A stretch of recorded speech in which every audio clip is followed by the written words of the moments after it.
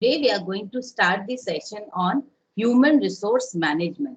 As the name itself suggests, ये जो नाम है HRM, हमें इस नाम से ही कुछ ना कुछ एक अंदाजा लगता है. तो what is HRM all about? It is actually human resource management. So human resource management is a very wide function. If you if we discuss this about an organizational aspect, an organizational objective, strategy, so you will find that there are 3P, which as per me, as per my concept, I would say, is very important for an organization to understand.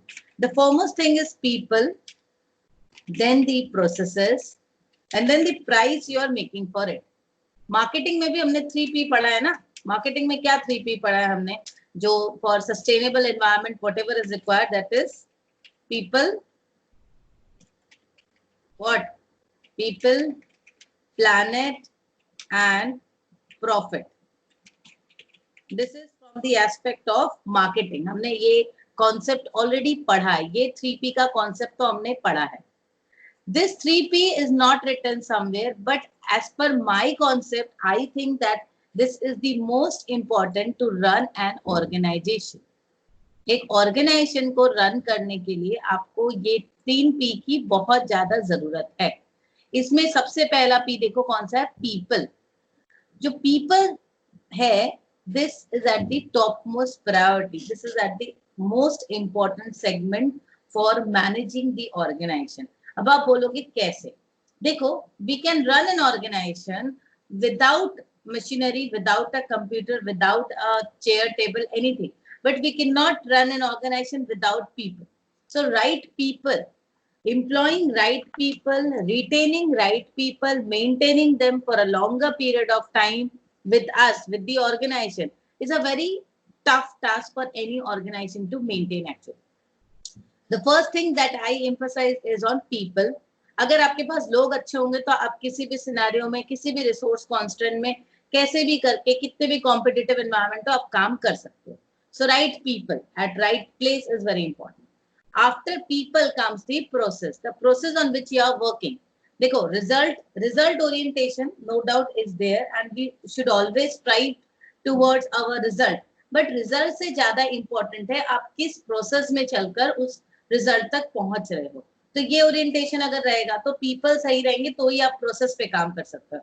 And then the right price, क्योंकि costing, सारी costing और सारा जो आपका financial balance है वो इस price के ऊपर डिपेंड है. Price paid not only to people for everything, because in an organization or anywhere in the world, we are not getting any resources for free. Everything is paid. We have to make a payment for every resources we are using. So that is why this 3P from my sense is very important. Theoretically it may not be important. Theoretically there is no theory for it. It has got a sustainability theory. ये sustainability theory में हमने पढ़ा है. But ये 3P मेरे हिसाब से practical हर HR manager को या हर एक मैनेजमेंट स्टूडेंट्स को, प्रोफेशनल को समझना चाहिए. That this 3P is very important for running an organization, right? अभी देखिए HRM का फंक्शन क्या है. HRM का फंक्शन जो है वो स्टार्ट होता है by understanding the organizational function. अब सबसे पहले देखो हमारा ऑर्गेनाइजेशन का फंक्शन क्या है. हमें अपने ऑर्गेनाइजेशन के फंक्शंस, ऑर्गेनाइजेशनल स्ट्रैटेजी समझ लो, व्हाटएवर ऑर्गेनाइजेशनल स्ट्रैटेजी ले लो. मैं इसको सबसे पहले गोल, ऑब्जेक्टिव्स किसी भी तरीके से डिफाइन कर लो. तो मैं एकदम at the top most level I am trying to define कि पहले हम अपने ऑर्गेनाइजेशनल स्ट्रैटेजी या गोल से ऑब्जेक्टिव्स को लेते हैं. Accordingly, we have different departmental strategy prepared, right? And HR strategy is prepared. HR की जो strategy है, it is prepared in accordance with the above strategy. Actually क्या है? HR is to facilitate all. Organization will give an direction. भाई मुझे ऐसा ऐसा चाहिए. Departments will have different type of strategy. Now HR जो है, it is at ultimate who will help or facilitate to achieve this objective. Without a proper HR department, proper HR team, this is not possible. तो आप देख लो HR strategy जो है, this should be in sync with the organizational objective. HR department जो है ना, उसका total काम है कि ऑर्गेनाइजेशन की जो स्ट्रैटेजी है, ऑर्गेनाइजेशन के जो गोल है, उसको किस तरीके से फैसिलिटेट करे, कोऑर्डिनेट करे towards achieving those goal. So HR strategy is no doubt in sync with the organizational strategy and it is at the topmost. आप देखो, आप बोलोगे मैम ये सबसे नीचे आती है, but it has got the most important function to do. If HR strategy is not prepared properly or not implemented, देखो HR strategy बनेगी तभी आपके सारे जो आपके जितने भी रिक्रूटमेंट है, रिक्रूटमेंट की पॉलिसीज हुई, जितने ज्यादा एडमिनिस्ट्रेशन है, सब कुछ यहाँ से शुरू होगा. सो HR स्ट्रैटेजी के बिना कोई भी डिपार्टमेंट काम नहीं कर सकता. HR strategy forms a topmost, means it finds a topmost important function for any organization to run. Without having a proper HR strategy, organization cannot achieve its objective or goals. Simple सी बात है. तो HR strategy आप समझ रहे हो कि कितनी important है. Now we know that we have people. हमें पता है ऑर्गेनाइजेशन में लोग हैं and we have to make an optimum use of our people. हमें उसको ऑप्टिमली यूज करना है. तो हम किस तरीके से करेंगे? हमें देखो, कोई भी ऑर्गेनाइजेशन में कोई भी स्ट्रैटेजी होती है. इकोनॉमिक्स जब हम पढ़ते हैं, तो इकोनॉमिक्स में भी जब हम पढ़ते हैं, हमारा मेन एम, ऑपरेशंस पढ़ो, मार्केटिंग पढ़ो, कोई भी आप मैनेजमेंट पढ़ लो, हमारा मेन ऑब्जेक्टिव क्या है?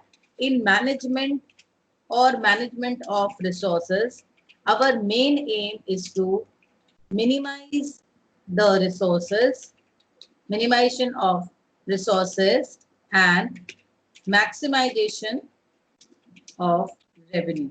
ये हमारा main target होता है.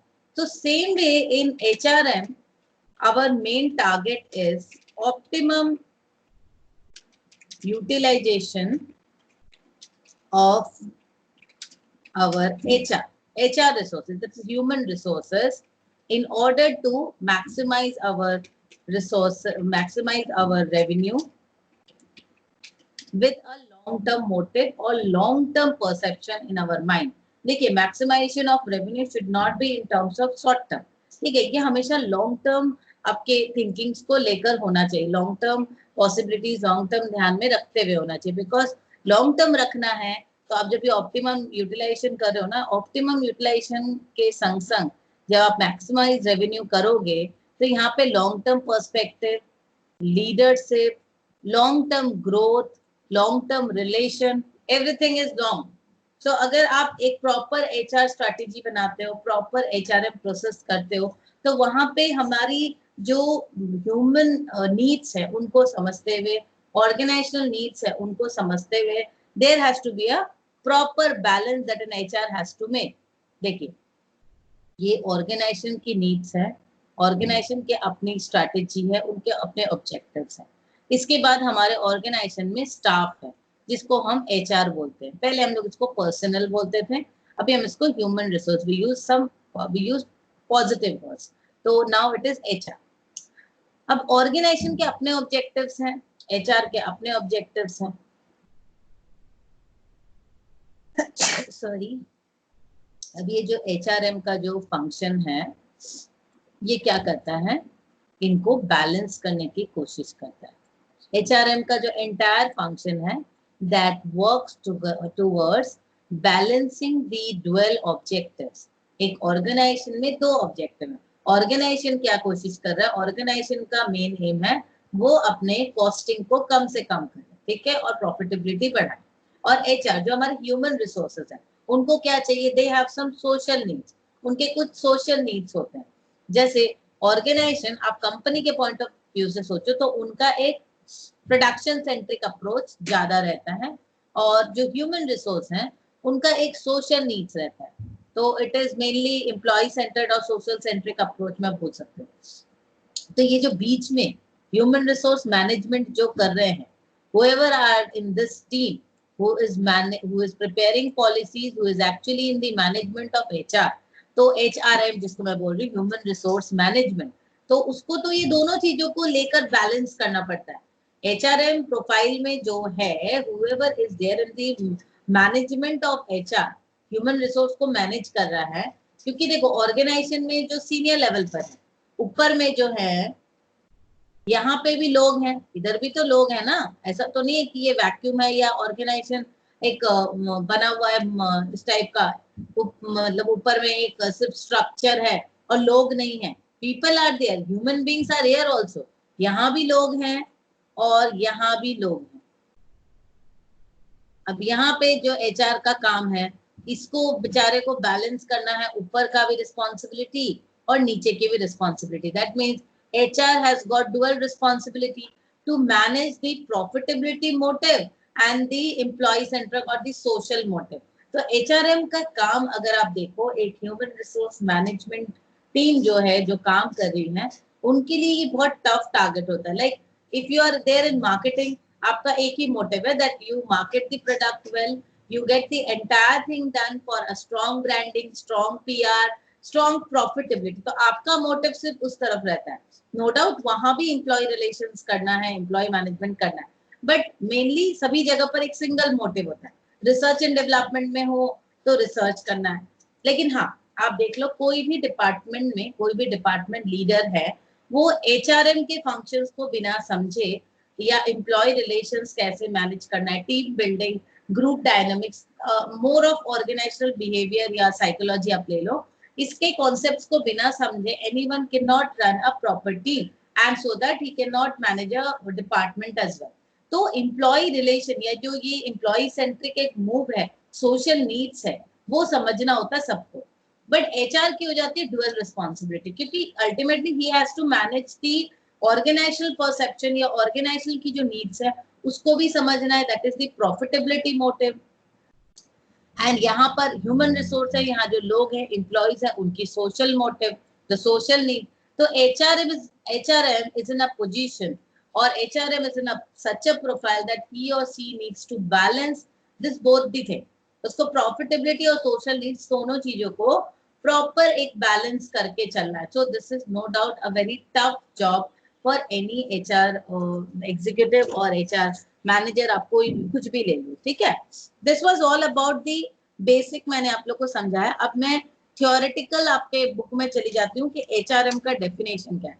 अभी तक मैंने जो बताया कि एक प्रैक्टिकल एस्पेक्ट से मैं समझाने की कोशिश कर रही थी, बिकॉज कल की डेट में आप लोग सब एचआर मैनेजर बनने वाले हो, कुछ भी एचआर में आप कोई भी प्रोफाइल में जाओ तो आप देखोगे हमेशा एचआर के ऊपर एक प्रेशर रहता है दैट आपको ऑर्गेनाइजेशनल स्ट्रैटेजी को भी लेकर चलनी है। ऑर्गेनाइजेशनल स्ट्रैटेजी में आप प्रॉफिटेबिलिटी किस तरह से ला सकते हो, लॉन्ग टर्म प्रॉफिटेबिलिटी, वो देखना है।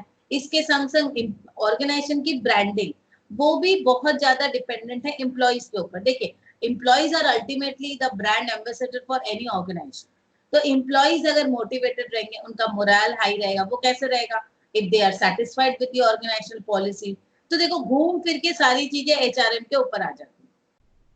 हमें पता है कि ऑर्गेनाइजेशन में या मैनेजमेंट में every department is well integrated with each other, everything is in a coordinated manner, everything should be done in coordination with each other. No one department can work alone and not a single department is going to do anything. But as per my perception or as per my thinking, मुझे लगता है कि HRM has got a very important function to do in any organization. So आप समझ लो, आप अगर एक career choose करो इन HR फील्ड में, HR प्रोफेशनल में, so you should be ready to take so much burden. आपको इतने सारे बर्डन लेने के लिए रेडी रहना चाहिए, बिकॉज आपके अगर 100 स्टाफ भी हैं एक ऑर्गेनाइजेशन में, आप प्रैक्टिकली इसको समझो, अगर आप एचआर में किसी भी डिपार्टमेंट में हो, आप मे बी आज की डेट में तो एचआर में बहुत सारे डिपार्टमेंट्स हो गए, लेबर लॉ के एमआईएस के अलग हो गए, डेटा एंट्री के अलग हो गए, लीव कैलकुलेशन के लिए अलग हो गए। तो until and unless you are in junior profile, you are fine, you are safe. But जैसे जैसे आप ऑर्गेनाइजेशनल स्ट्रक्चर में आप ऊपर की तरफ जाओगे, जैसे आप deputy manager, manager, general manager या आप और ऊपर जाते हो, तो there you are actually in a process of preparing the policy.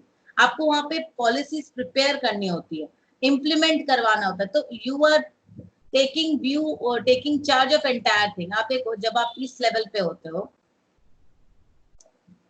आप एचआर डिपार्टमेंट में हो, जब आप इस लेवल पे हो, कोई टेंशन नहीं है, किसी चीज की चिंता नहीं है।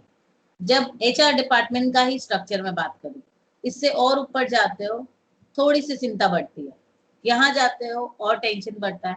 जब आप इस लेवल में, आप may be you are the VP HR, VP level पे चले, वीपी लेवल तक जाने की जरूरत नहीं है टेंशन लेने के लिए, आप यहाँ तक भी पहुंच जाओगे। आप अगर डेप्यूटी मैनेजर या असिस्टेंट जनरल मैनेजर पहुंच गए वहां तक, या जनरल मैनेजर पहुंच गए, तो टेंशन तो आपको इस लेवल से ही स्टार्ट हो जाएगी, because ultimately you are taking view of the entire thing. यहाँ पे इतने सारे डिपार्टमेंट्स है, इतने सारे लोग हैं, तो टेंशन तो आपकी यहीं से शुरू हो गई, ठीक है ना।